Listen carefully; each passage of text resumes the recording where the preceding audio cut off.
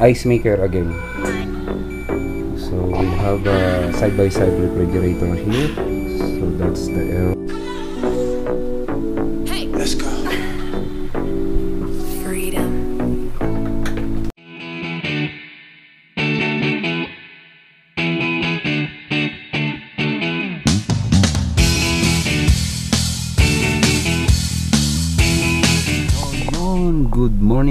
Good morning. Hello po mga Kalodi Cakes.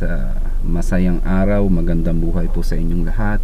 Ito na naman po ang inyong lingkod na si Kalodi Cake po. For today's vlog po, may tumawag po sa akin isang customer na may problema daw po ang kanyang refrigerator na side by side, which is nag-error ng 26C. So titignan natin kung anong magagawa natin sa araw na ito. Checkin natin kung ano yung naging mga problema ng refrigerator ni customer. So samahan nyo ako ngayong araw na ito mga Kalodi Cakes, ha. So actually kararating ko lang sa customer, tinawagan ko na siya. Baba lang tayo at kukuhain natin yung ating tools sa likod.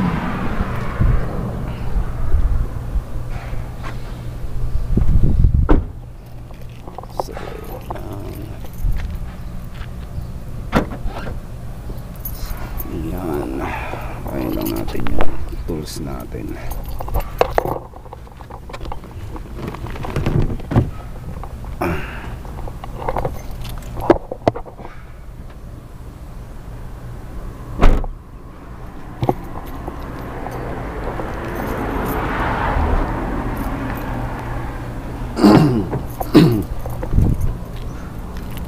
So actually kagabi pa to tumawag si customer alam mo na matagal nating customer to. So bali ito pala yung bahay. Ayan. So oras natin ngayon alas 9 ng umaga dito sa Kingdom of Saudi Arabia. So papasok na po tayo sa ating customer. Ayan ang plate number nya. Tawag ko to yung pa siya. Hello. Good morning. How are you? Sorry, you're sleeping. Yeah, sure. It's Friday, so usually I sleep. Sorry. No worries. But thank you for coming, man. No, it's all Bismillah. How's everything going? It's fine.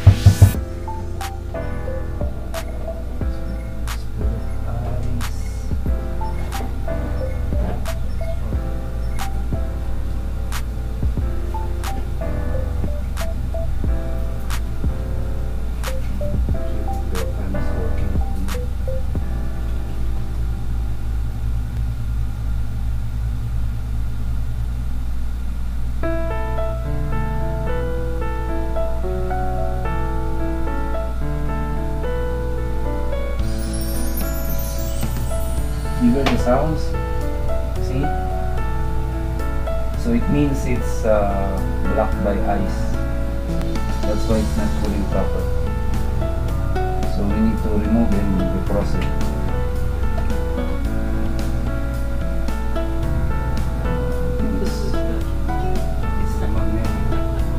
It's a magnetic switch. All your door have a magnetic switch.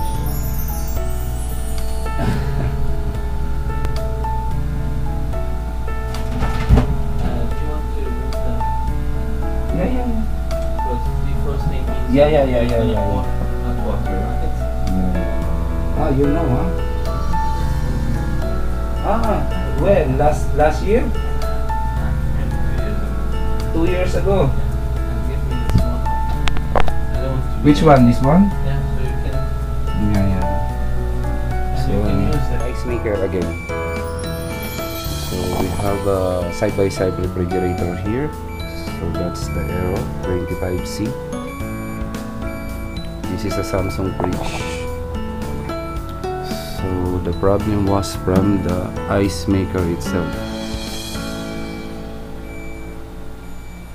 Okay.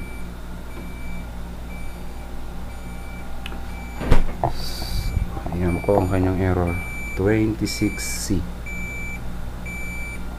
So titignan natin kung ano magagawa natin ng Kalodi case dito sa ref niya. So ang problema po niyan is connected dito sa kanyang ice maker. And then yung ref side naman is maingay yung kanyang fan. So checkin natin, double check natin. Gamitan natin ng magnet kasi magnetic switch yan. Check lang natin kung maingay yung fan. Ayan. Tignan nyo, namatay yung ilaw. Lagay natin sa top kasi mga magnetic switch na po itong mga bagong model na to. Ayan. Tapos gagana po yung fan yan.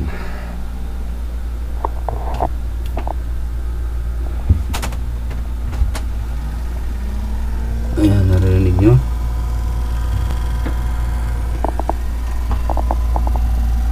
Maingay yung fan nya. So ibig sabihin niya nag-ice build up na sa loob, kaya hindi ganong nadidistribute yung flow ng lamig. So bubuksan natin yan. Buksan natin lahat to, tapos i-defrost natin. Ayan.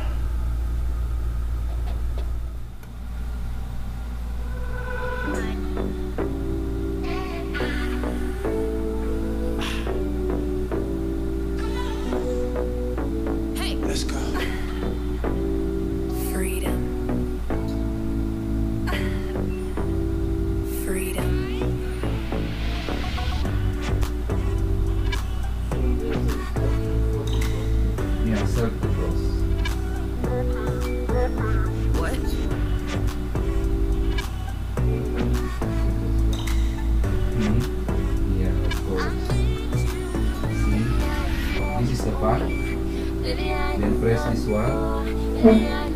You need to press this one, another one, because this is the fan. So this is defrost for the freezer. I'm going to defrost for just like 10 minutes, so both sides will be defrosted. It needs.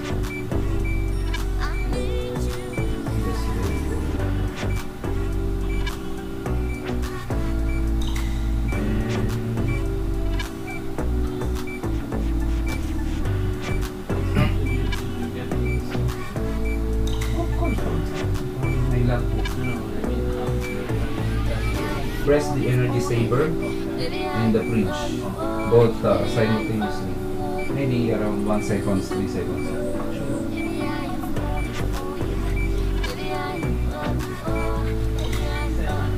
Hello, good morning. Okay, sorry.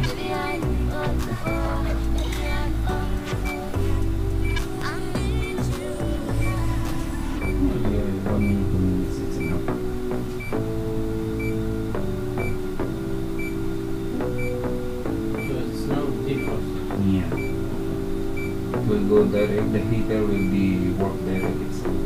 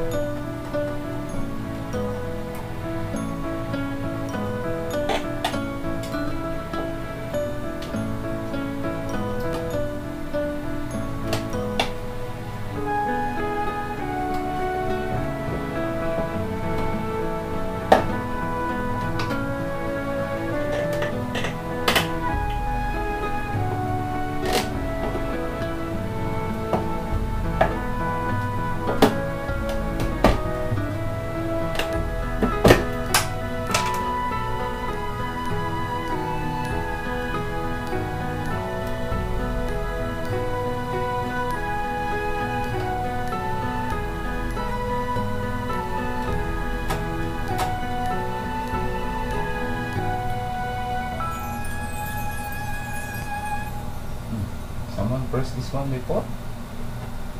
Yes, I tried. Oh, the switch is go inside. Really? Yeah.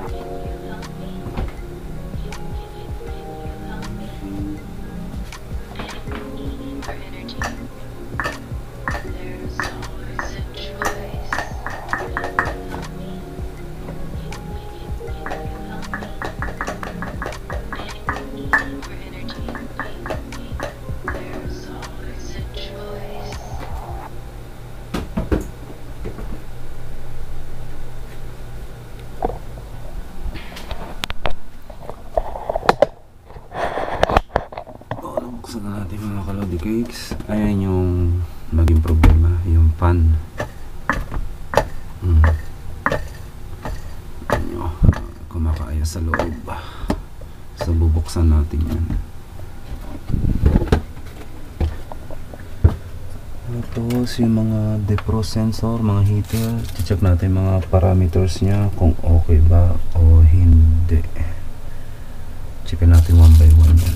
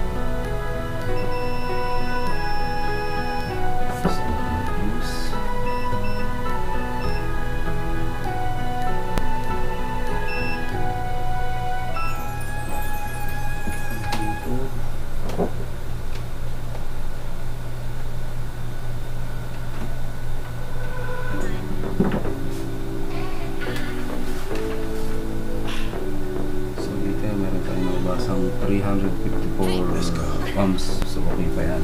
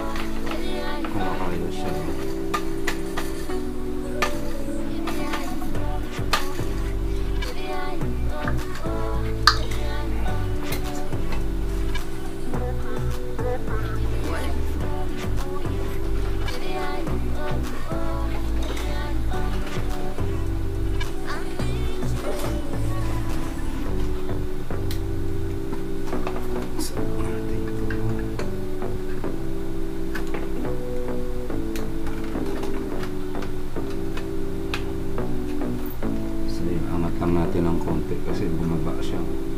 Kaya kumakayas. Konti-konti lang. Ayan. Wala na yung sounds niya. No? Goods na yan.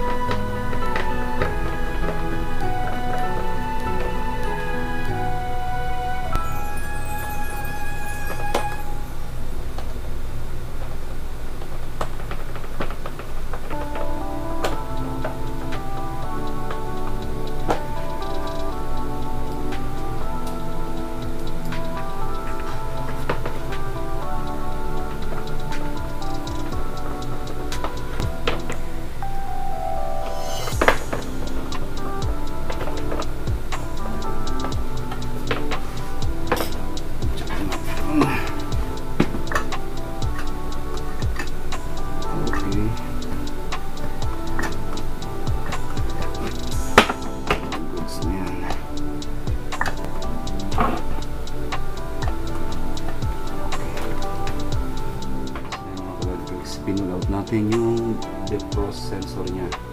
Ito. Check natin yung bago. Ang nagbago na ba siya. So dapat ang nare-reading natin dito is 4 to 5 kilo ohms. So ito yung multimeter natin. Set natin sa ohms. Ayan. Nakaset na po sa ohms.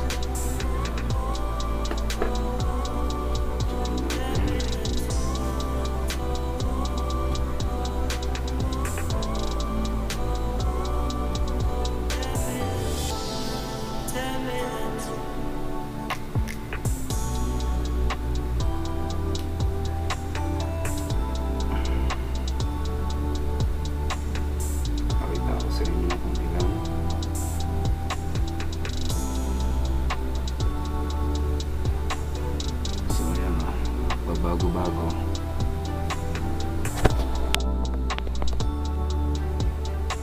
So ayan po, bago-bago yung value nya. Minsan 2, minsan 168, minsan 4. So indicator na sira na po ang defrost sa sensor natin. Ayan, nakita nyo, bago-bago siya. So nag-change value na po yung defrost sensor nya. Naka-connect na po yan ha, positive and negative. So naka-ohms reading po tayo. Ayan, nagpa-fluctuate po siya. So normally niyan dapat 4 to 5 kilo ohms. So kukuha tayo ng isang defrost sensor.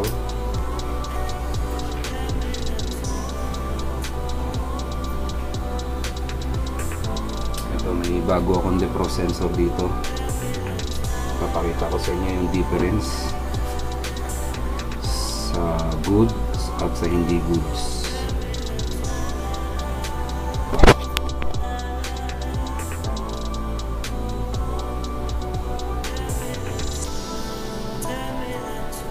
So ito yung goods. Makikita nyo, stable siya, hindi siya nagpa-fluctuate. Naka 5 kilo ohms lang siya. Diba? So ulitin natin yung isa. Yung luma, yung sa mismong unit.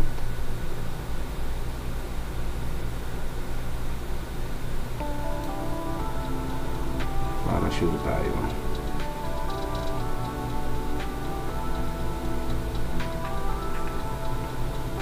Hmm. 492 mega ohms. So mataas na po yan. Sobrang taas na yan. So papalitan. Na-determine na natin na sira yung defrost sa sensor nung sa rep section. So nagpa-fluctuate na, nag-change value na po siya. So papalitan na natin ng bagong defrost sensor. So yan po yung rep section niya. Nabuksan na natin lahat yan. So palitan na natin. Let's go. Napakadali lang naman po nito ikabit. Plug and play lang po ito.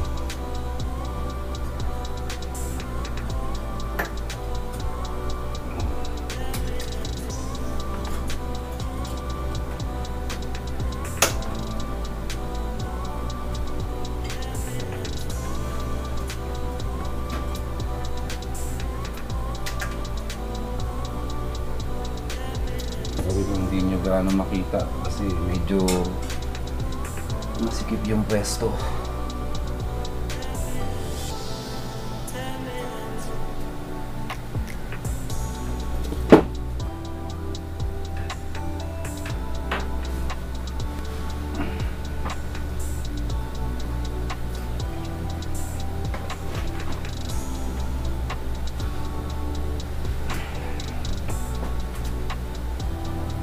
Medyo ilapit.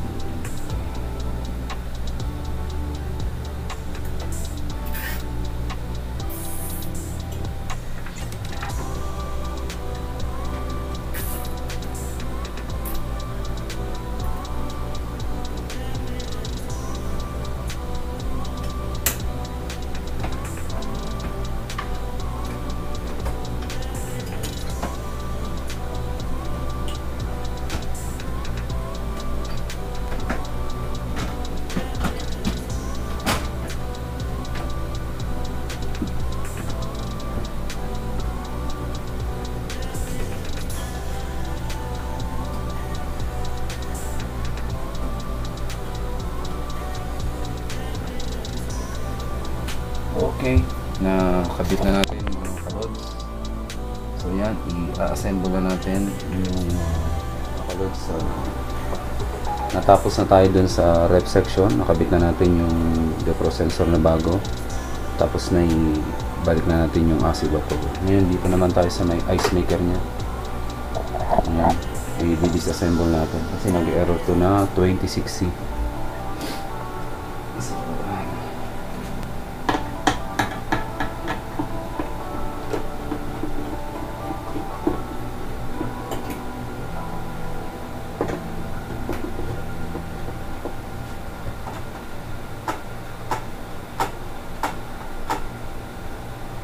If the ice is full, sometimes this one, the lever, it's not going down proper.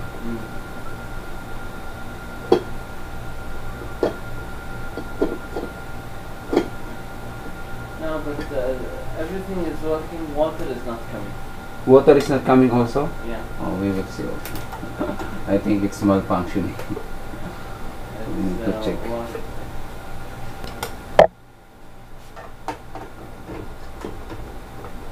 But the mechanism is moving. This is going up and down. It's turning around. Everything. Turning around, yeah? Yeah, everything is okay. Okay. Only water is not coming.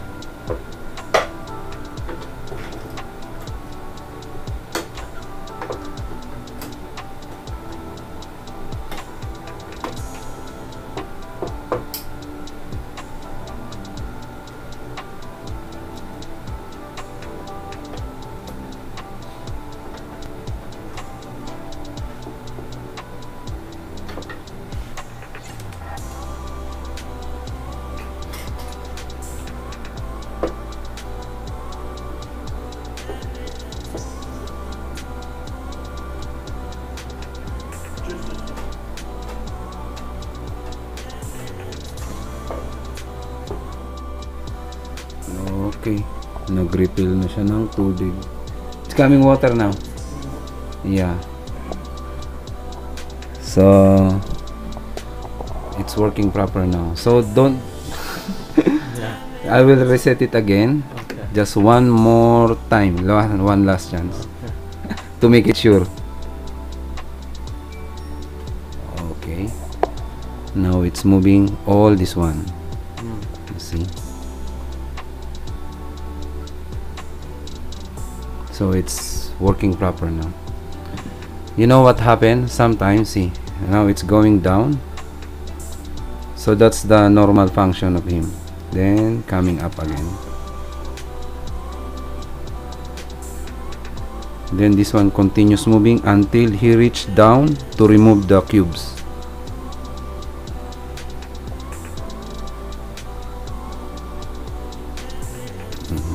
Coming down again. I think maybe sometimes this one it's blocking inside, so he cannot push through inside. So if he cannot push through inside, after that it will not remove the ice cube. So he need to be a free will to go up and down. Now this one coming down again.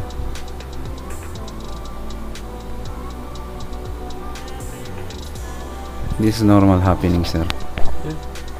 Because if the ice cube inside your bucket it's overloaded, this one it's bumping from the ice, so he cannot go down.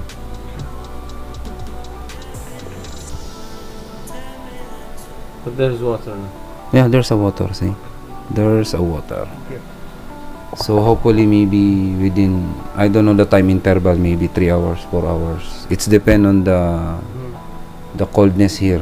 So if it's the sensor, there's a sensor inside, if he sense that too much cold now, so that's the time it will trigger to remove the ice. Okay. Wonderful. Thank you so much. Welcome, sir.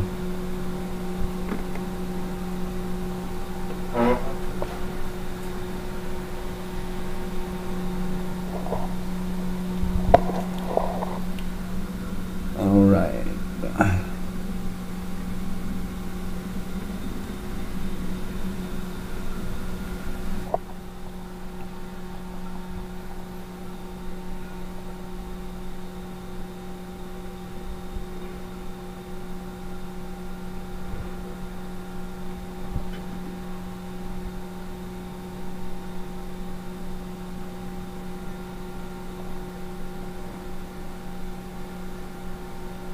Ayan, bumaba na siya.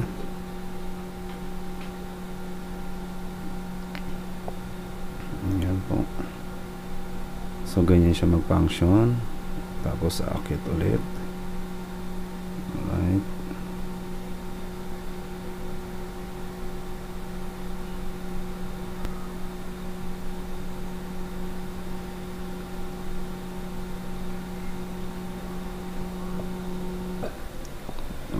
Nag-refill na siya ng tubig. Okay, working proper na po siya, mga kalods. So na-repair na natin ng ang inyong ice maker. Okay, so goods na po yan. Balik lang natin to.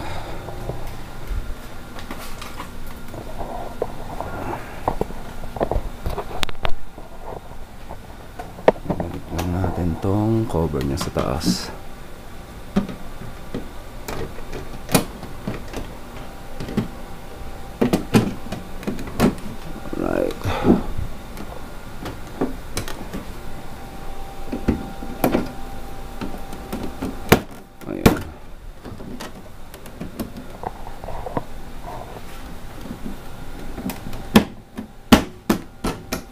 Okay, goods na po yan.